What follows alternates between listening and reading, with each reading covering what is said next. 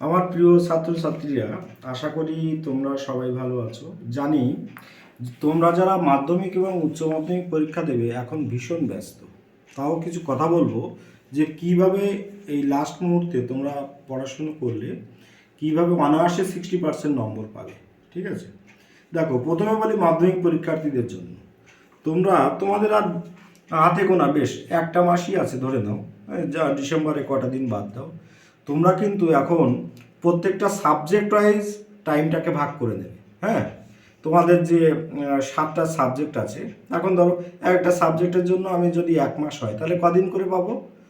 4 7 28, 4 দিন বা 5 দিন এইরকম ভাগ করে নিয়ে সাবজেক্টগুলোকে পড়ো। হ্যাঁ, এবং নিজেরা ফিল করো যে কোন সাবজেক্টগুলোতে তোমাদের কোন সাবজেক্টে ঘাটতি আছে, সেই সাবজেক্টে একটু বেশি টাইম দাও। এবং কোন বিষয়গুলো এখনও তোমাদের আয়ত্তের বাইরে আছে, হ্যাঁ, সেগুলোকে জেনে নেওয়ার চেষ্টা করো। ঠিক আছে, আর স্যাররা, তোমরা যে সমস্ত স্যারদের কাছে পড়ো বা স্কুলের স্যাররা যেভাবে সাজেস্টিভ করেছে সেইভাবেই তোমরা বারবার তোমাদের পড়াটাকে রিভাইজ করো। হ্যাঁ, এবং আরেকটা জিনিস মনে রাখবে যে যখন পড়বে অবশ্যই কিন্তু মুখস্থ হয়ে গেলে ওটাকে লিখে ফেলবে। অনেক সময় দেখো রাত 10টা বাজে, এখন শীতের সময় ভীষণ ঘুম পেয়ে যায়। হ্যাঁ, রাত 10টার পরে কিন্তু তোমরা একটা কাজ করলে তোমরা পড়াটাকে আরও কন্টিনিউ করতে পারো। ওই সময় তোমাদের দেখবে পড়াটা বাদ দিয়ে রেখে তোমরা একটু অঙ্ক করবে। হ্যাঁ, দেখবে অতি সহজেই তোমরা সেটাকে 11টা 12টা 1টা অবধি টানতে পারছো। তাহলে অঙ্ক করার টাইমটা একটা আলাদা এক্সট্রা টাইম পাওয়া গেল, বা লেখার কাজগুলো তখন করবে, দেখবে ঘুমটা আর পাবে না। ঠিক আছে, আর 12-এ যারা পরীক্ষা দেবে তাদেরও প্রায় একই, আর 1.5 মাস মতো বাকি আছে। তোমরাও কিন্তু একইভাবে সাবজেক্টগুলোকে ভাগ করে নাও। তোমাদের যে 5টা মেইন সাবজেক্ট আছে এবং ওর সঙ্গে অ্যাডিশনাল যেটা আছে, অবশ্যই তোমরা ভাগ করে নিয়ে পড়ো, টাইমটাকে ডিভাইড করে দাও। হ্যাঁ, যে ধরো যারা সায়েন্স নিয়ে পড়ো, বাংলা ইংরেজি যেমন অ্যাজ ইউজুয়াল, আশা করি তোমাদের সব প্রিপারেশন কমপ্লিট। এবং সায়েন্সের বিশেষ করে তোমরা শর্ট কোশ্চেনের দিকে বেশি জোর দাও। হ্যাঁ, যাতে করে তোমাদের যে স্কোরিং নম্বর সেটা কিন্তু তাহলে তোমরা অনায়াসে পেয়ে যাবে। অনেকেই আছো যে এখনও সায়েন্সের সিলেবাস কিন্তু কমপ্লিট করতে পারোনি।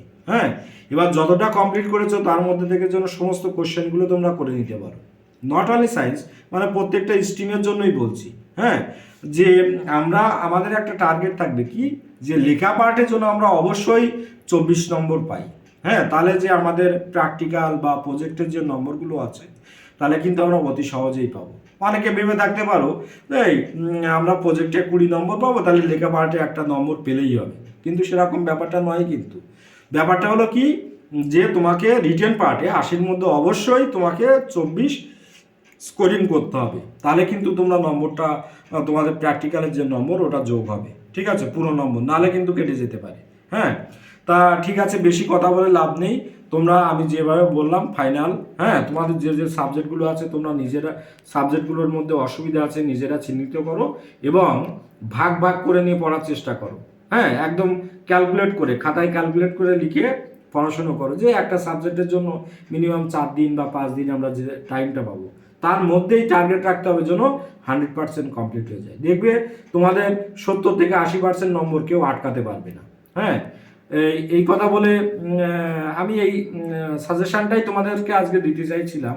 হ্যাঁ, তোমরা কিন্তু এইভাবে পড়াশুনো করে তোমাদের আগামী যে পরীক্ষা আসছে পরীক্ষায় অবশ্যই ভালো নম্বর করতে পারবে। ভালো থেকো, আর পড়াশোনার মধ্যে নিজেদেরকে সবসময় এনগেজ রাখো। আশা করি তোমাদের পরীক্ষা অবশ্যই ভালো হবে।